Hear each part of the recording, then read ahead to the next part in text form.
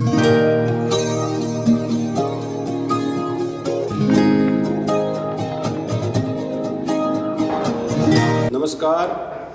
आज अपने इसी कड़ी में आज का जो टॉपिक है अपना है वो body temperature and gestation period of animal, यानी कि पशुओं का तापमान और गर्भकाल।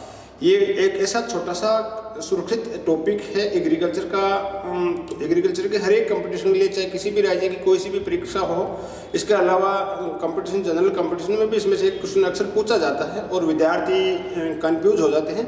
तो इसके बारे में अपने एक छोटी ट्रिक का सहारा लेते हुए आप अपन मुख्य जो पालतू डोमेस्टिक एनिमल है इनका तापमान और इनका गर्भकाल का अध्ययन करेंगे, ताकि आपको शॉर्ट समय में हमेशा के लिए याद हो जाए। तो अपन पशुओं को पहले बड़े से छोटे के क्रम में लिखेंगे और उसी क्रम में उसका तापमान। तो सबसे पहले पशुओं को लिख लेते हैं अपन। तो अपन पशु पालतू पशु में आता है अपना भैंस। ये क्रम अपने को ध्यान रखना है। भैंस, गाय, भेड़, बकरी और मुर्गी। इसको आप अंग्रेजी के विद्यार्थी कोई हैं तो ध्यान रखें। बफेलो, गाय को काऊ, भेड़ को सीप, बकरी को गोट, मुर्गी को हैन या पोल्ट्री। तो यहाँ पे अपने इनका बॉडी टेम्परेचर लेंगे।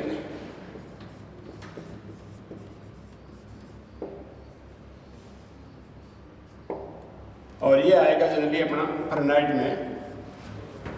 अब क्या करते हैं कि अपने बड़े से छोटे पशु इसलिए लिया है कि अपनी ये ट्रिक में काम है कि ध्यान रखें हमेशा। सबसे पहले जब बॉडी टेम्परेचर और गर्भकाल याद करना हो तो अपने को ऊपर भैंस का लेना याद करना है, बाकी अपना आप याद हो जाएगा अपने को।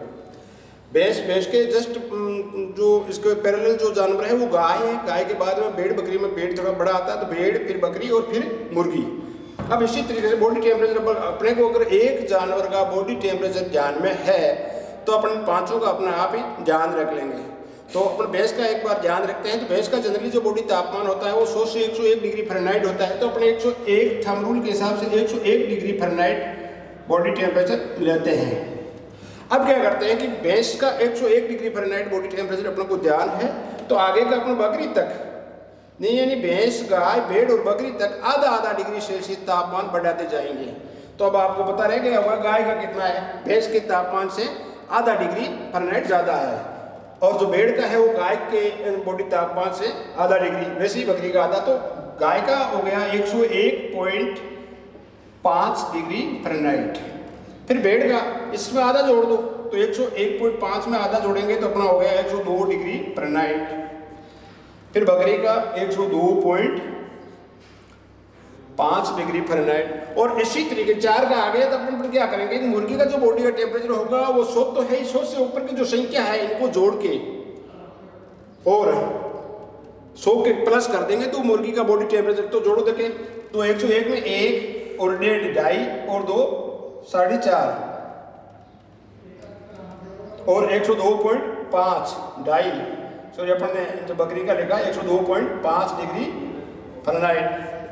तो 102.5 में तो 101 में 1 और 1.5, 2.5 और 2 4.5 और 2.5 7। तो 100 में 7 जोड़ दिया तो अपना हो गया 107 डिग्री फ़ारेनहाइट। तो अपने एक बार और ध्यान दे देते हैं। आपको कोई पूछे, मान लो कि बकरी का बॉडी तापमान कितना है, तो आप सबसे पहले देखेंगे कि भैंस का आपको पता है 101 है, तो गाय का 101.5 है, भेड़ का 102 है, बकरी का 102.5 है। मुर्गी का कितना है, तो जो आपको इनको पता है कि भैंस का, आपको किस परीक्षा में मुर्गी का बॉडी का तापमान पूछ लिया और आपको भैंस का याद है, तो भैंस से लेके और बकरी तक का बॉडी का टेम्परेचर आप है वो लिखें। इसमें 100 के ऊपर की संख्या को जोड़ें और मुर्गी के लिए 100 में जोड़ दें। तो 100 में जोड़ोगे तो ये 107 डिग्री फ़ारेनहाइट आएगा। तो ये आपका क्लियर हो गया होगा, मैं समझता हूँ हमेशा के लिए। अब अगला जो अपने लेंगे जो महत्वपूर्ण जो है वो है गेस्टेशन पीरियड। गेस्टेशन पीरियड को अपन शॉर्ट में लिख लेते हैं जीपी। हमेशा एक पशु का हर कंपटीशन में गेस्टेशन पीरियड से संबंधित पूछता है। दूसरा, एग्रीकल्चर ज़्यादातर किसानों के बच्चे लेते हैं, तो अपने व्यवहारिक जिंदगी में किसानों के बच्चों के लिए, जो पशुपालन व्यवसाय करते हैं उनके लिए भी सामान्य जानकारी के लिए जरूरी होना चाहिए कि अपना पशु अमन किस तारीख को संभावित डेट है ब्याने की।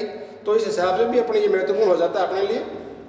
तो भैंस का सबसे पहले अपन बॉडी टेम्परेचर जो लेंगे, अपना गेस्टेशन पीरियड जो गर्भकाल है वो लेते हैं। तो भैंस का जो गर्भकाल है वो होगा 10 माह 10 दिन।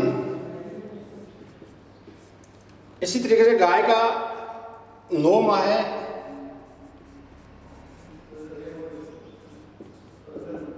9 दिन, भेड़ का और बकरी का दोनों में कॉमन है 5 माह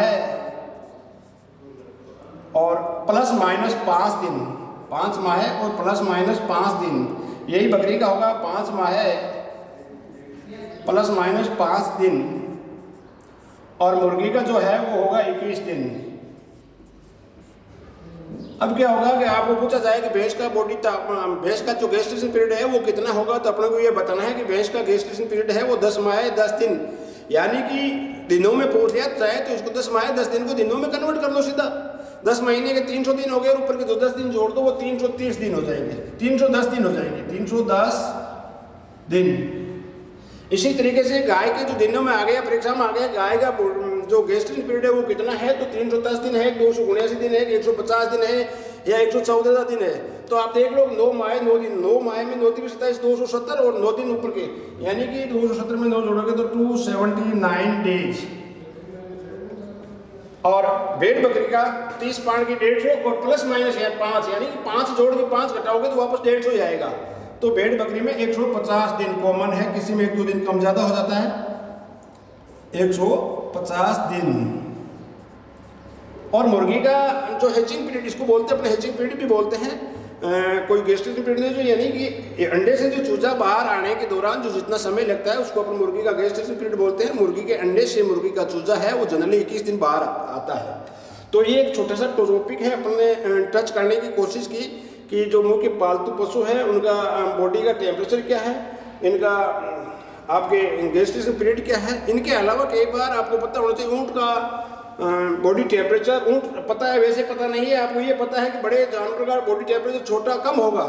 पूछ लिया जाए ऊँट का बॉडी टेम्परेचर कितना है, 95 degree Fahrenheit, 101 degree Fahrenheit, 102 degree Fahrenheit, 107 degree Fahrenheit. तो इन सब में ध्यान रहना चाहिए, ऊँट सबसे बड़ा है तो 95 डिग्री यानी 93 से 93 डिग्री फ़ारेनहाइट होता है। वैसे ही गेस्टेशन पीरियड आ गया तो गेस्टेशन पीरियड में जितना बड़ा जानवर होगा उसका इतना ही ज़्यादा गेस्टेशन पीरियड होगा।